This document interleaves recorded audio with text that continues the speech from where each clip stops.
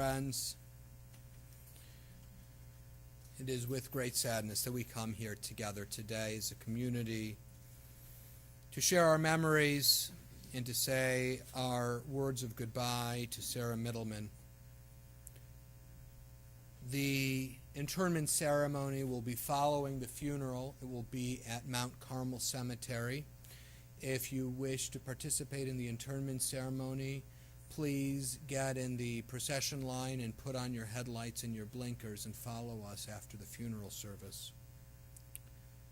The family will be having Shiva services tonight, tomorrow night, and Tuesday evening.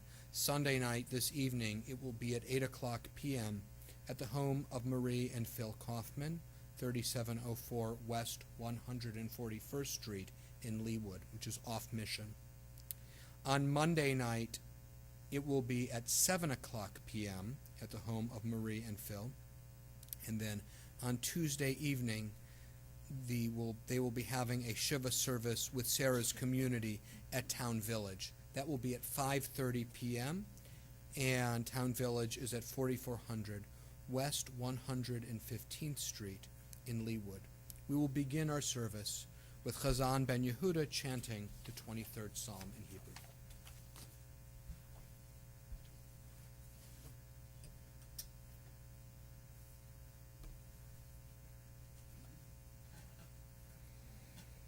Mizmor leDavid, Adonai ro'i lo echsar, V'hinot asher yarbitzeni, Al mei menuchot yenaleni. Nafshi yeshovev, yancheni b'maglei tzedek, leman shmo, gam ki elech begeit salmavet. Lo yirara ki ata imadi shivtecha umishantecha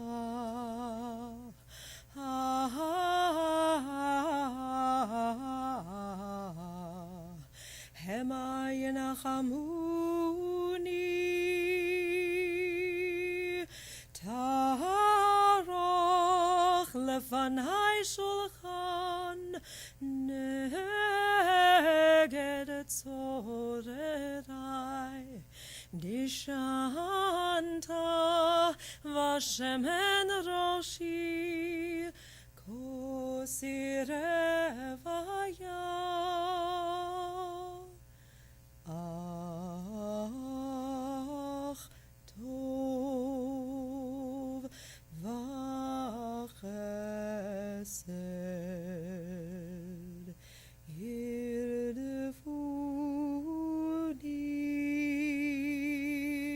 kol yemei chayai v'shavti bevet Adonai hai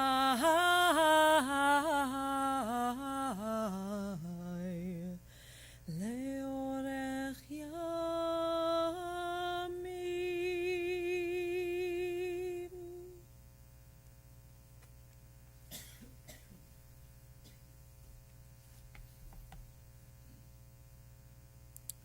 Mizmor leDavid, a Psalm of David. The Lord is my shepherd, I shall not want. He has me lie down in green pastures. He leads me beside the still waters. He guides me on paths of righteousness. He revives my soul for the sake of his glory. Though I walk in the valley of the shadow of death, I fear no harm, for you are with me. Your staff and your rod do comfort me. You set a table in the sight of my enemies. You anoint my head with oil. My cup overflows. Surely, goodness and mercy shall follow me all the days of my life, and I shall abide in the house of the Lord forever. We have a number of speakers from the family, and it's my honor to invite Sarah's son, Dr. Harry Mittelman.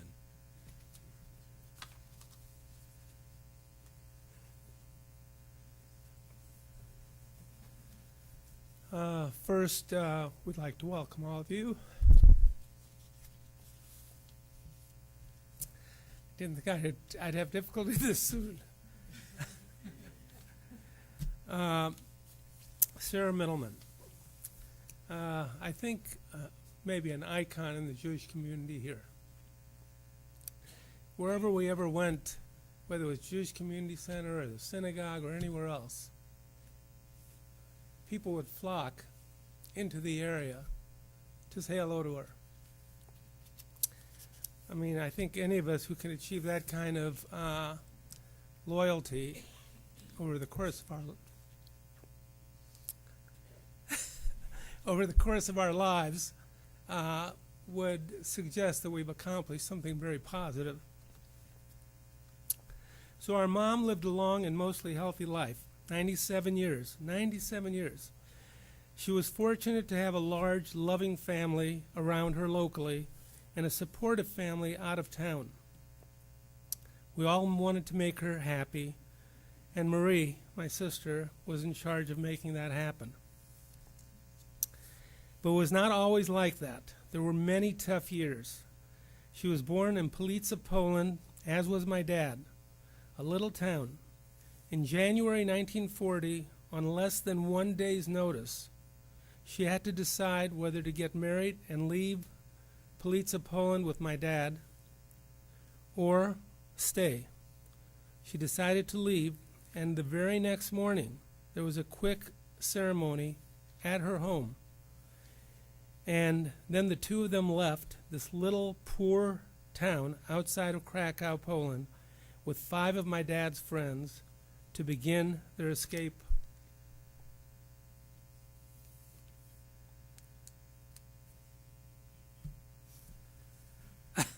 Their escape from the Nazis. By many routes, they found their way to sunny Siberia. It took much doing. It was not easy. They tried to hide and to eat in Russia, but eventually they got caught because they were there illegally, and eventually they were jailed and put in prison. They barely survived in jail to get out after the Holocaust War, to return to Poland, and eventually to West Germany.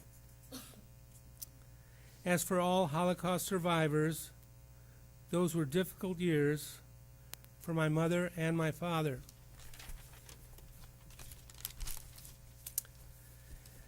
By the grace of God, we found out in 1946 or 1947 that my dad's brother, Janek, was alive, the only surviving relative, and living in the United States, in this area right here, Kansas City. It took us until 1950 to finally be able to get to come to the United States, and we got here by a cargo boat that went to Venezuela and then New Orleans, and from New Orleans we came by train to Kansas City. We had $17 and did not speak English. It was April 9th, 1950.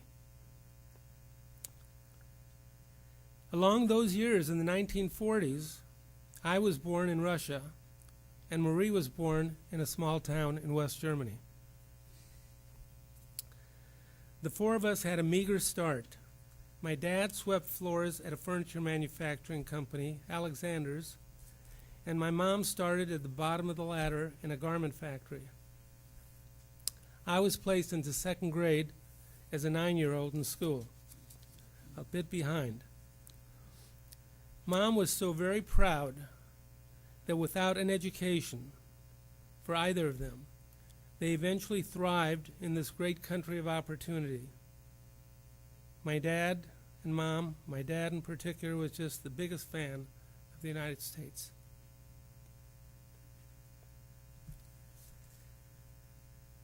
By 1956, the two of them started Mittelman Furniture Company, which lasted all the way for 56 years, I think, till 2012, with the help of Philip Kaufman and David Kaluva.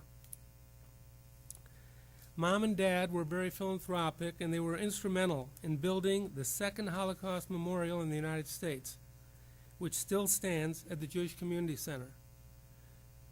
In addition, my mom provided a Jerusalem Wall and Jewish Community Center, and in addition to that, she provided a patio outside of one of the social centers at the Jewish Community Center. She was so proud to be able to have the opportunity and the ability to give to the community. Our mom was an amazing woman who touched the lives of so many in this community, but also in our Northern California community. She gave so much wisdom and inspiration for knowing the important aspects of life. And for me, she always took me back to reevaluating the priorities in life: family, faith, community, charity. And another thing that she always said was important: being with her.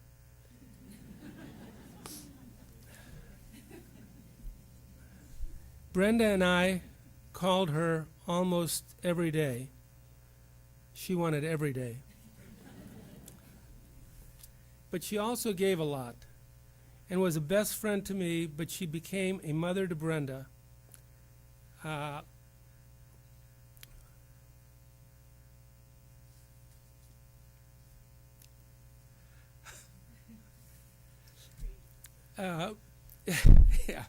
Brenda, who lost her own mother at the age of 9. Mom could not stop praising Brenda, and the two of them had such long phone calls and in-person conversations, and it was a mutual admiration society. It was great to see. She not only gave Brenda a mother, but gave our Northern California children a grandmother, and our Northern California grandchildren a great-grandmother. They all appreciated her. What a gift she was for me and Marie, for her grandchildren Robin, Michael, Brad, Carrie, Leanne, and David, as well as all their spouses, and a total of 14 grandchildren. No, great-grandchildren, 14 great-grandchildren. The feeling we have for her are well described in a song, My Yiddish Mama. At our home in California, our biggest party of the year was a Hanukkah party. We had 40 to 50 people, full of friends, food, latkes right off the pan, and a lot of very good musical performances. When Mom could not be with us, we arranged to call her. And by speakerphone, we sang her the song that she so liked and was so pleased with. It describes a number of feelings I'm sure many of you have about your mothers and mothers that you've lost. Nobody knows Yiddish these days, so I'm going to skip the Yiddish portion. But I'm going to give you the English version that is popularly sung, as well as the literal translation of My Yiddish Mama. The actual Yiddish translation as the Yiddish is, not the first portion of this. It goes like this. My Yiddish mama, I need her more than ever now.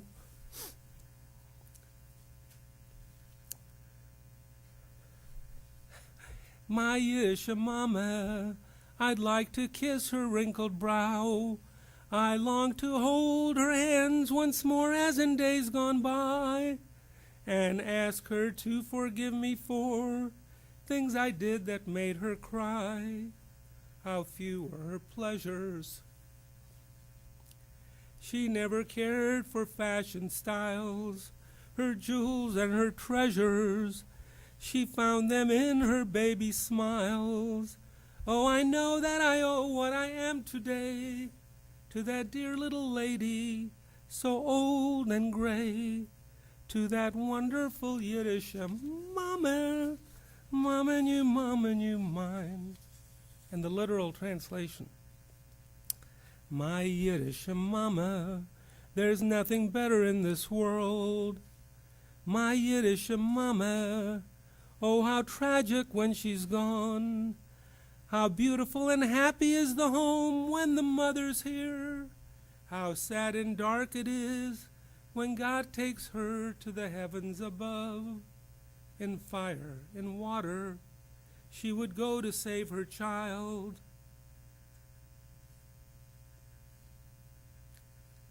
Not holding her as a treasure, that would be the greatest sin.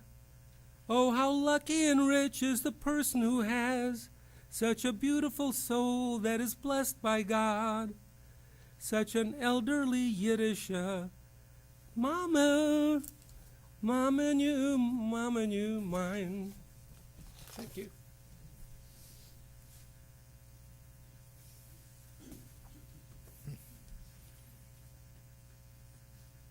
Harry, thank you.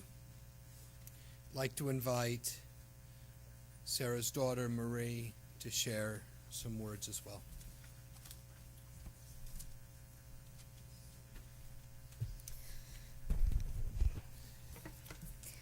My brother's always a hard act to follow,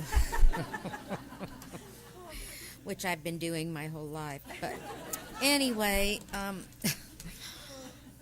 most of you know how I felt about my mother. At times she would make me crazy, but I loved her with all my heart. These last few months I spent a lot of time with her, and she was appreciative and told me I was a great daughter. I cherished those words. Many people loved her and admired her. She was amazing in so many ways. I was often told how inspirational she was and how lucky I was to have her. And I was. She taught me a lot, and I hope to someday be half the person that she was. She told me when I married Phil, don't come home, work it out. And she probably saved my marriage many times. I will still talk to her every day and tell her how much I loved her. I had a mother for 67 years, and she was a blessing.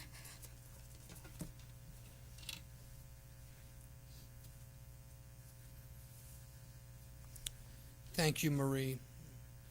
And now, from Sarah's grandson, Dr. Brad Kaufman.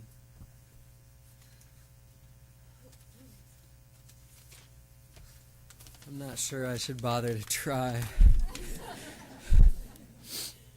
But my mom's pretty awesome too. So, yeah, Harry, I thought you'd make it a lot farther before you cried, but I knew I'd cry from the start. I'm terrible at this. So, when Gaga's husband, my Zadie, died, he was 79 years old. And I was 25, and I was a medical student at the time, and I thought I was pretty smart. And I probably wasn't, but, it seemed to me at the time he had lived quite a life. And you heard about it, and it was true. And to me, 79 seemed like a ripe old age, and it was a reasonable life expectancy for someone like that. 18 years later, Gaga has died as well. I was wrong about 79 being a ripe old age. She lived a long time and had great people around her, and Mom took great care of her, and we all tried to, but she was pretty lonely in these later years, as is common. Amanda and I moved to Kansas City 13 years ago. I think we were both lucky to have time with her. We spent many, many hours. You didn't move here 13 years ago, Katie. But we spent a lot of hours talking to Gaga, and we were fortunate to be with her and have that time. Gaga's and my conversations were often pretty serious in many ways. I think people that know us know that we're both often pretty serious. And we certainly weren't afraid to disagree with each other during these conversations. But on major philosophical issues, we agreed. And she taught me a lot, and these things were discussed and will be again: family, philanthropy, and others. She became a grandmother and my wife. I hoped my kids would be old enough. I hope she'd lived long enough that they would remember her, and she did, and that was a blessing to me. But we talked often about life and death, and probably more so and more honestly than most people do. And I do want to say that it's probably been 10 years, but she often reminded me of the time, and I can't remember exactly. It probably was when she had the foot surgery. We talked about what to do sometimes with her health. And I said, "Don't worry about your health, Gaga. You will not die a young woman." She lived for a long time after that. But she thought that was funny, and we did talk about death many times. And in these last several years, she was ready. And we were fortunate to have her this long, and I certainly am glad I did, and that we all did. I'm obviously sad, and I'm sad for my family, and I'm sad for the community. But I'm happy for her. Today is a day, in spite of my crying, to celebrate her. She is an amazing woman. She died a peaceful and timely death after living to a ripe old age. Thank you, Brad. And I'd now like to invite Sarah's granddaughter, Carrie Kaluva.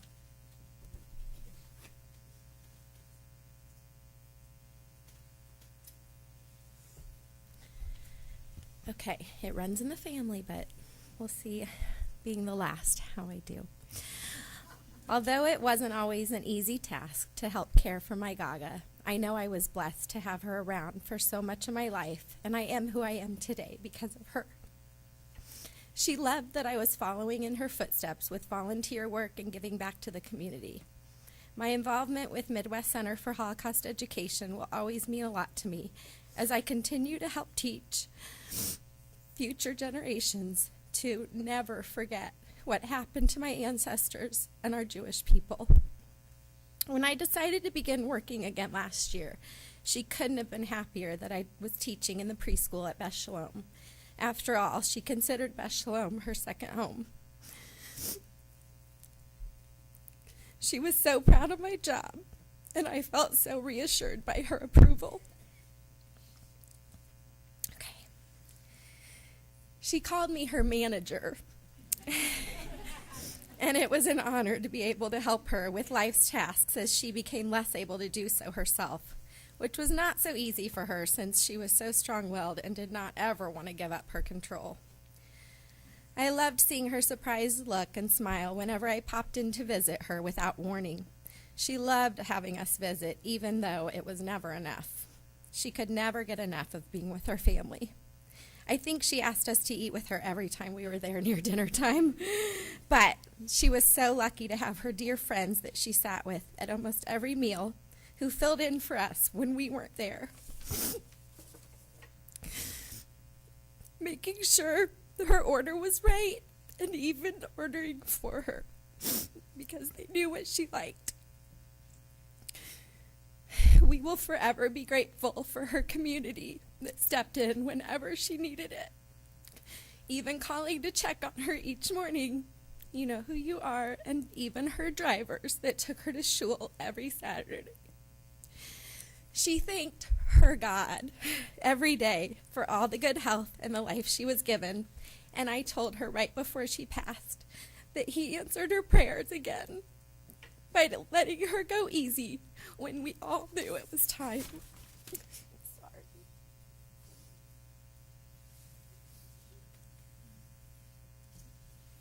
Thank you, Carrie. Thank you, Carrie. Thank you, Brad. Thank you, Marie, and thank you, Harry, for all of your heartfelt words and sharing with us the Gaga that you all knew. If the life of Sara Mittelman hadn't actually happened, and we didn't all actually know her, you would mistake Sarah's life for a Hollywood script. Knowing, however, that it did happen, and we are all witness to it. Knowing that Sarah's life happened and the way that it unfolded gives you either faith in God, faith in the human spirit, or faith in the opportunity provided by America, or perhaps all three. This coming Shabbat, the first Shabbat when Sarah will not be in synagogue. In synagogues around the world, the famous words of Devarim, of Deuteronomy, will be read, and the Torah portion opens like this: Re'eh, see, behold, Anochi noten lifnechem hayom bracha uklala. I place before you today a blessing and a curse. Et habracha asher tishma'u el mitzvot Adonai Elohechem, asher anochi mitzaveh etchem hayom. The blessing is that you will be able to hear the commandments of the Lord your God that I command you today. Sarah did not take this blessing for granted. She knew that it was a blessing to be able to hear God's voice and to be able to do God's mitzvot. And these verses echo what we will read in a few weeks in Parshat Nitzavim, when the Torah says, Ha'idoti bachem hayom et hashamayim ve'et ha'aretz, hachayim v'hamavet natati lifanecha, habracha v'haklala, uvacharta b'chayim, lema'an techiyeh ata uzarecha. I have called the heavens and the earth to bear witness against you. I have placed before you today life and death, blessing and curse. Therefore choose life, so that you and your offspring may live. Nobody fulfilled this dictum more than Sara Mittelman, Sara bat Ephraim v'Merel. Sarah chose life, and she chose it with gusto. Sarah chose blessings at every turn and against all odds, against all rationality. Sarah was small in stature, but she was a giant in the business of choosing life, of choosing God, of choosing blessings, and ensuring that she and her offspring, and she could have never imagined when she was that little girl in Poland how many beautiful offspring she would have. She was a giant in ensuring that she and her offspring would live. Sarah was not just an inspiration to her family, as you heard today, her pride and her joy, the very foundation of her life, but she was an inspiration to all who knew her. So many people here have known her for so many years, so many decades. I have only been here for 2 years, and the Chazan only 1 year, and already Sarah was a hero in our lives for the love of life that she possessed, for the dedication to God and her dedication to humanity. Until 97, she continued learning. I was told how she didn't like having small talk and gossip at lunch. She would rather go learn something. And she would walk 45 minutes every day just to keep healthy. She was in synagogue every Shabbat unless she was ill. But she wasn't just in shul occupying a space. She was dressed in the most beautiful, colorful clothes, picked out by Marie, her personal shopper. Her hair was done, her makeup was on, a Shena Punim with a smile. And I don't even need to tell you that she was holding court at her special table at Kiddush.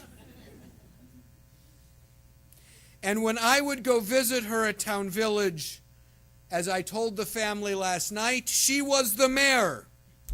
And she would make sure that I would meet all of her friends and all of the other residents. And she introduced me multiple times to the same residents.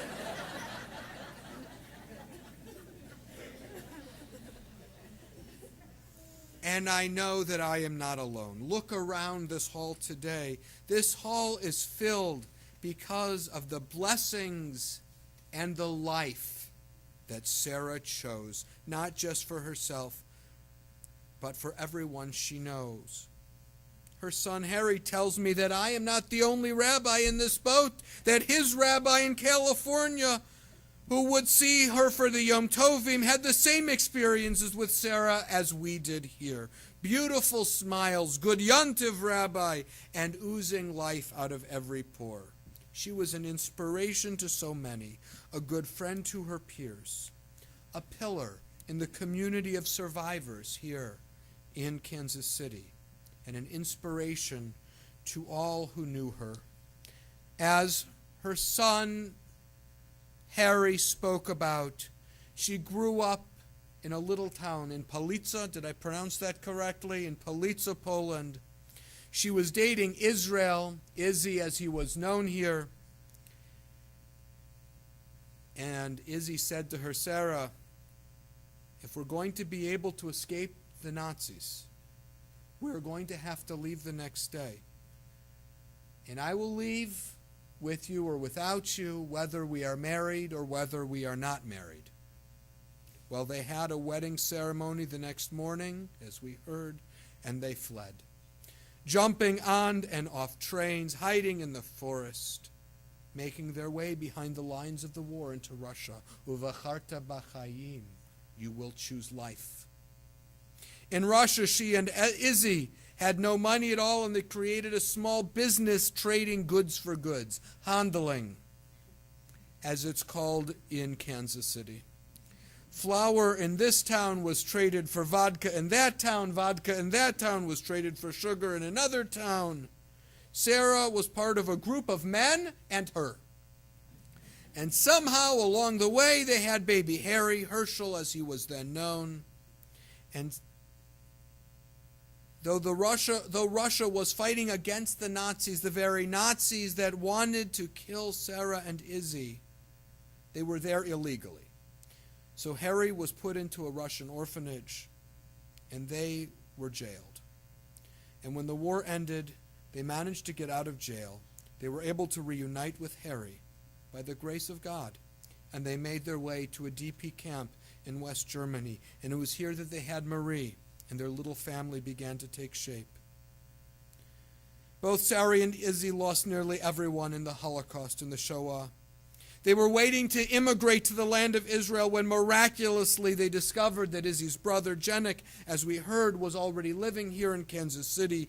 And after more years of waiting, a horrific cargo ride across the ocean to the port of New Orleans by way of Venezuela, and a train ride here, they reunited with Jenik. And they made their home here in Kansas City in April of 1950.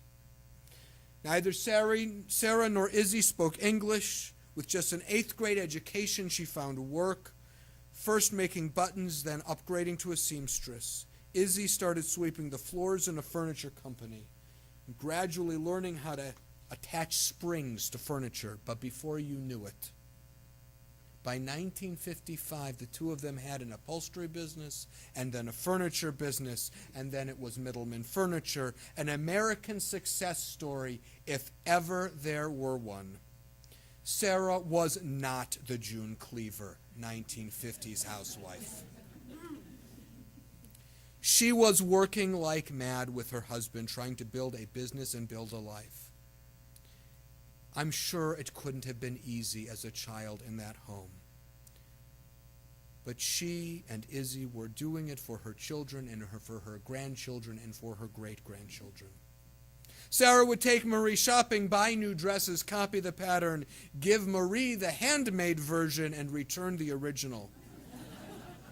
Though Marie had to walk to school and take buses on her own, even as a young elementary school student, Sara still managed to cook dinner at home each night and make a grand Shabbos meal every Friday evening. And throughout all of this, Judaism, Yiddishkeit, the people Israel, were absolutely central to this family's life. Sara was always present at Beth Shalom on Shabbat, and she was there every week until last Shabbos. Her family says that Sara was late for everything in life except for shul. Her late husband said that if Sara could live in a synagogue, she would. As the kids were growing up, Friday night Shabbat dinners were a weekly staple, and as the family grew with children and with grandchildren and with great-grandchildren and friends and adopted family, it simply meant more seats at the table. Sara's cooking was something of a legend. Her matzah brai, her fried matzah, her chopped liver made by hand, her handmade gefilte fish, which some will take and some will leave, her special Harry's cake, which was an amazing original creation, I'm told, sort of a roll cake like a babka, but made out of hamantash and dough. It sounds like a special low-calorie delight. And let's not forget the thousands upon thousands of kreplach that Sara made by hand over the years. Sara passed on her wisdom about finances, about education, and about Judaism to all of the generations she was blessed to see. If you earn 2 pennies, she would say, save 1. It doesn't matter how much or how little you make, give a little bit to tzedakah, she would tell her family. She was very generous with her giving, as Harry mentioned, dedicating the Kotel wall of the JCCDC, the first bench at the community's Holocaust Memorial, and the patio at the Heritage Center at the JCC. Family was the pillar in Sara's life. She loved her kids. She loved her grandkids and her great-grandkids. She loved being serenaded, as we were today, by Harry with My Yiddish Mama. And David has beautiful memories of dancing with her to Yiddish CDs in her apartment just weeks ago. She loved life. When her husband Izzy was alive, Izzy was the life of the party. Sara and Izzy loved each other deeply, and she has had an absence for all these years that he has been gone. Izzy was gregarious, magnanimous, the person that everybody wanted to be around. And after his passing almost 20 years ago, Sara really began to take center stage more in the family. Or perhaps she assumed in public the role as backbone of the family that she already had. It depends on which family member you ask. Sara was the matriarch, though, and on that we can all agree. Passing on her values to children, to grandchildren, to great-grandchildren, whether these kinder were born to her or married in. To Sara, it made no difference. For that matter, it didn't really matter if you were family by blood or by marriage at all, because Sara was Gaga to all who knew her, and she loved it. Granddaughter Carrie would take spring break jaunts to Florida when Izzy and Sara were there, and she and her girlfriends would stay with Gaga, and she was everybody's Gaga. Sara was a lifelong member of Hadassah and ensured that her daughter Marie was also a lifelong member, and this gift is being passed down to every granddaughter and great-granddaughter in the family. I can think of no greater inheritance than the love of tzedakah, the love of Israel, and the love of the Jewish people that both Sarah and the organization of Hadassah have in common. And a candle, I am told, will be lit at the Hadassah Hospital in Yerushalayim in Sarah's memory. Sarah's love of Israel knew no bounds. She would always comment to me positively whenever I spoke about Israel on the Bima. And the recent news would rightfully give her no small amount of consternation and anxiety as the war with Hamas continued and anti-Semitism continues to rise again in Europe. She even took great pride in the guest bedroom that her son Harry built for her in his Palo Alto home, where the bathroom, shower, and shower bench were lined with Jerusalem stone, and she got a kick out of the fact that when she visited her California family, she could put her tush on a piece of Jerusalem.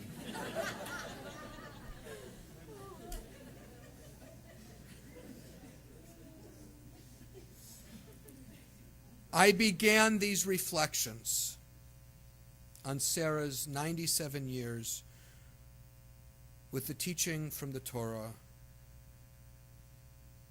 I have called the heavens and the earth to bear witness against you.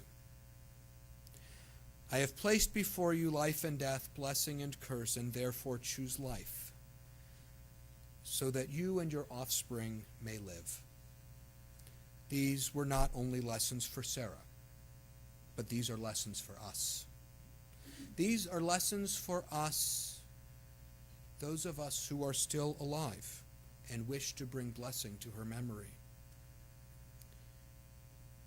Sarah was the linchpin, the cornerstone, and the pillar of her family.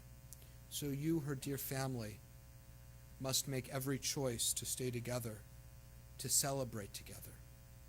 Michael, Sarah's grandson, recalled that Sarah was all about family, celebration, and food wrapped up in a wrapper of Judaism. You've all got to keep that going in order to choose the life that Sarah wanted. But there is more. The Torah says, I have called the heavens and the earth to bear witness against you. But now it is up to us, all of us, to bear witness. Sarah was, if not the oldest, then one of the oldest Nitzalei HaShoah, survivors of the Holocaust, to pass from our midst here in Kansas City. With each successive year, the survivors whom we lose will have been younger and younger as the Nazis committed their ultimate crimes against the Jewish people and humanity. And we will be further removed from first-hand accounts of what happened. And all of us here today, there will be people we meet, and there will be children that we have, and there will be grandchildren who we have, our own children and grandchildren, who may not believe the stories. Because the stories of cruelty that defy explanation, and the stories of heroism that defy explanation, and the stories of bravery and of faith that defy explanation, they are hard stories to believe. So it will be up to us to say, you may not believe these stories, but I knew Sara Mittelman. I knew her. I knew her friends, and I knew her peers, and I knew her family. I spoke with them at the JCC. I gave these friends Shabbos kisses at shul. I know their stories, and though I wasn't a first-hand witness, I am a witness nonetheless. I remember them, and though I remember the destruction, I still choose life. To Sarah's dear family, I know that your Gaga was taken much too quickly. We were all in shock to hear the news since so many of us had seen her just days or a week or two before. So I pray that you are able to take comfort in the fact that she had precious little suffering in her final hours, and that she was blessed with arichat yamim, with length of days. She is survived by her children, Harry and Brenda Mittelman, Marie and Phil Kaufman, and was gaga to her grandchildren, Robin, Michael, Brad and Amanda, Carrie and David, David and Stephanie, Leanne and Paul, and her 14 great-grandchildren. And she is survived by her loving extended family and so many wonderful friends who are here today and who are not here but are thinking of her. We pray today that God should embrace Sarah in his eternal embrace and comfort all those who mourn her. Please rise for the memorial prayer.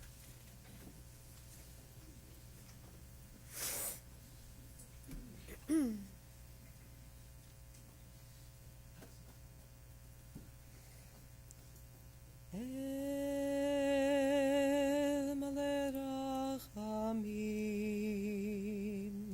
shochen b'mromim, hamatzeh menucha nechona, tachat kanfei hashchina, b'mahalot kedoshim u'tohorim, kezohar harakia mazirim. את נשמת שרה בת אפרים ומרל שהלכה לעולמה בגן עדן תהא מנוחתה. אנא בעל הרחמים הסתיריה בסתר כנפיך לעולמים וצרור ביצרור החיים את נשמתה, אדוני הוא נחלתה, ותנוח בשלום על משכבה, ונאמר אמן.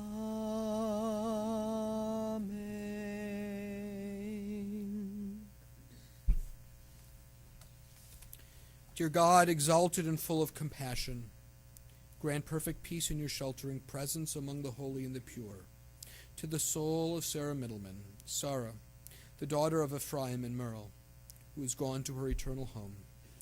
Master of mercy, we beseech you, remember all the worthy and righteous deeds she performed in the land of the living.